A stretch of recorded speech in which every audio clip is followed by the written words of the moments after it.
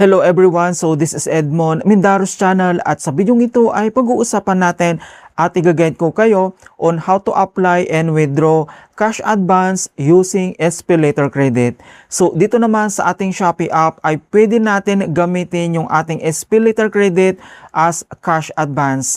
So pwede natin ito i-withdraw anytime. So pares lang naman siya sa loan na tinatawag. So i-guide kita kung paano ba natin mag-cash advance gamit lang yung ating SPayLater credit. Kaya stay tuned ka lang at start na natin. So ang next step ay kailangan mo lang mag-login or i-open mo lang dito yung Shopee app and then i-click mo lang. At dito lang sa ating Shopee homepage, dito lang sa baba, kailangan mo lang i-tap dito yung Meet Profile. And then dito na tayo sa ating Shopee profile homepage and kailangan mo lang mag-scroll down. So under lang dito sa Financial Services, kailangan mo lang i-select dito yung SPayLater. And madadirect na tayo dito sa ating SPayLater. So makikita mo naman dito yung ating available credit. Kung paano ba mag-cash advance dito gamit lang yung ating SPayLater credit. So dito naman sa pinakagitna lang, so makikita mo lang dito yung nagpa-flash mga kaibigan, hanapin mo lang dito yung cash advance. So pwede kang mag-slide, so slide mo lang siya, hanapin lang natin, and then ito na siya. So once na-locate mo na, so cash advance, apply for cash advance, and then itap mo lang yan.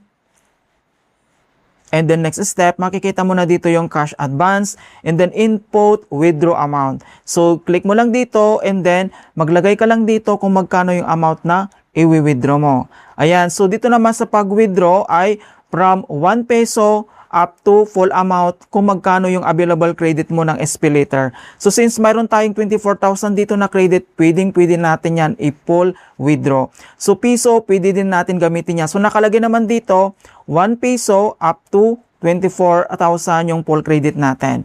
So kapag nilagay mo na dito yung amount, so dito naman sa kanyang select installment plan, itap mo lang yan. And then makikita mo naman dito yung selections. Kapag gusto mo ng for 3 months, ito yung amount na babayaran mo for 3 months. And then kapag 6 months naman, and then kapag 12 months, depende yan sa option mo. So sisilik lang natin dito for 3 months. So nandito naman yung amount na babayaran natin dito lang sa i-withdraw natin na amount. So madi-disburse ito sa ating Shopee Pay balance dito mapupunta. So other details, mag-scroll down ka lang para makita mo lahat yung all details ng pag-withdraw natin. So amount to receive, ito lang yung amount na ma-receive natin. So one-time processing fee, may 30 pesos na processing fee dito, yung monthly interest rate na 2.95%, yung monthly interest fee, so 8.85 mga kaibigan yung babayaran natin dito. So total, monthly repayment, ito yung amount. So repayment schedule, so pwede naman natin yan i-view. Tap mo lang dito yung details.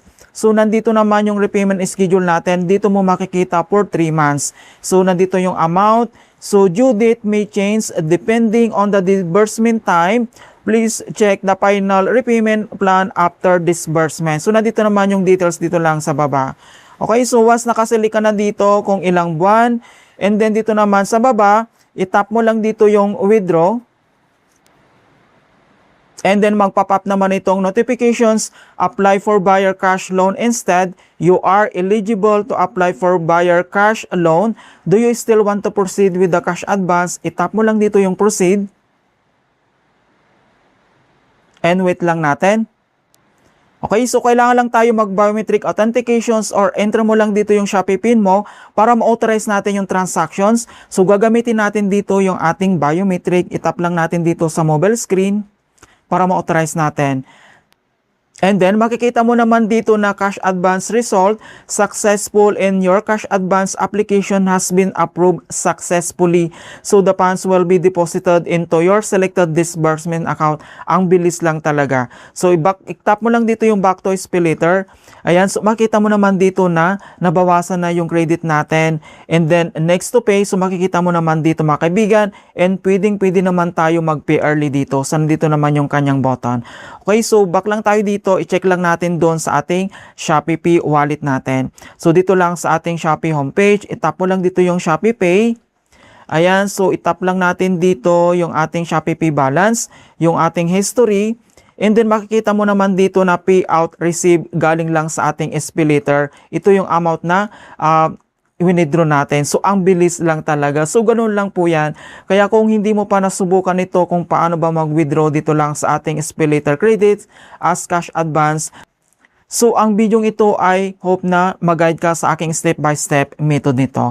Alright, so ganoon lang po kasimple kung paano tayo mag-cash advance galing lang sa ating SPayLater credit dito lang sa ating Shopee app. In hope na nakapagbigay ako ng konting kalaman at guide tungkol sa Shopee app tutorials. Thank you guys and see you in my next tutorials.